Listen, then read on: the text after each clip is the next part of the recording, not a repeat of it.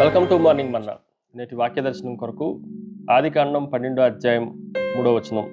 నిన్ను ఆశీర్వదించు వారిని ఆశీర్వదించెదను, నిన్ను దూషించు వారిని శపించెదను, భూమి యొక్క సమస్త వంశములు నీ యందు ఆశీర్వదించబడునని అబ్రాహాముతో అనగా. మరొకసారి దేవుని వాగ్దానాలు అబ్రహామునికి మాత్రమే కాదు, అబ్రహాము వారసులుగా పిలువబడుతున్న మనందరికీ దేవుడిస్తున్న వాగ్దానాల్లో నుండి 4 ప్రాముఖ్యమైన సత్యాలు మనం గ్రహించాలి. Number 1, it is a blessing, ఆశీర్వాదము. దేవుని వాగ్దానాలన్నీ ఆశీర్వాదంతో ముడిపడి ఉన్నాయి. ఈ మాటను మనం జాగ్రత్తగా ఆలోచన చేయాలి.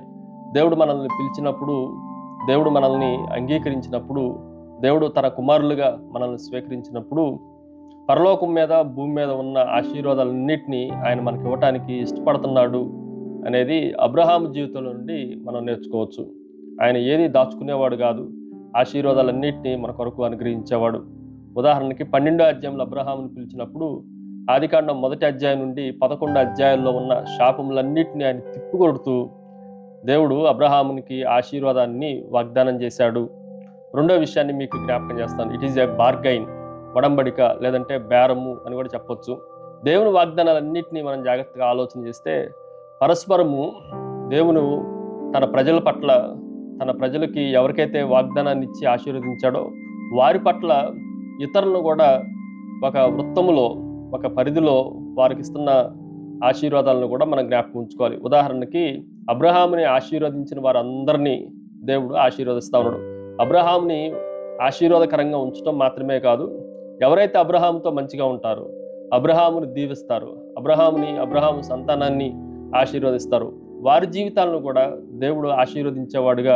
అంటే దేవుని యొక్క క్యారవాన్లో దేవుని పైన యుద్ధం చేసేవారిని దేవుడు ఊరుకోడు. ఆ విధంగా సపోర్ట్ ఇచ్చేవారికి కూడా దేవుడు వారిపైన కూడా ఆశీర్వాదాలు కుమ్మరిస్తున్నాడు అన్న సత్యాన్ని మనం గ్రహించాలి. 3వ విషయాన్ని మీకు జ్ఞాపకం చేస్తాను. ఇట్ ఈజ్ ఏ బ్యారియర్, అడ్డంకులు. అబ్రహాముని శపించు వారిని నేను శపించదను.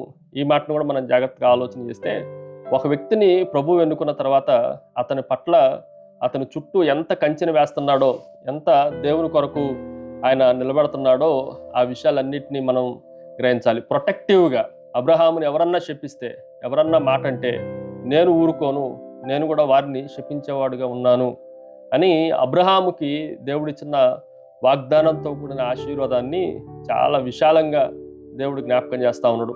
4వ విషయాన్ని మీకు జ్ఞాపకం చేస్తాను. ఇట్ ఈజ్ ఏ బ్రాడ్, విశాలమైనది. ఈ మాటను కూడా మనం జాగ్రత్తగా ఆలోచన చేస్తే అబ్రహాము సంతానాన్ని మాత్రమే ఆశీర్వదించడం కాదు, కానీ సమస్తము, భూమి యొక్క సమస్త వంశములను ఆశీర్వదిస్తాను. ఇది ఈ ఆశీర్వాదం యొక్క బ్రాడ్నెస్ను గురించి, విశాలతను గురించి మనకి జ్ఞాపకం చేస్తూ ఉంది. దేవుడు అబ్రహాముతో పాటు అబ్రహాముని దీవించిన వారిని దీవించగలడు, అబ్రహాముని శపించే వారిని దూరంగా ఉంచగలడు. అంత మాత్రమే కాదు, అబ్రహాముతో పాటు అబ్రహాము వారసులుగా పిలువబడుతున్న సమస్త జనులను ఆయన ఆశీర్వాదంతో నింపగలడు.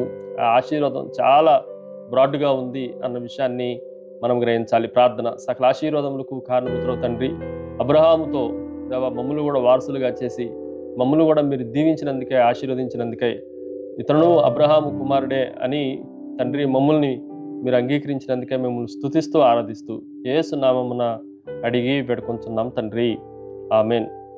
నీతో సమానమెవరు, నీలా ప్రేమించేదెవరు, నీలా క్షమించేదెవరు. God bless you.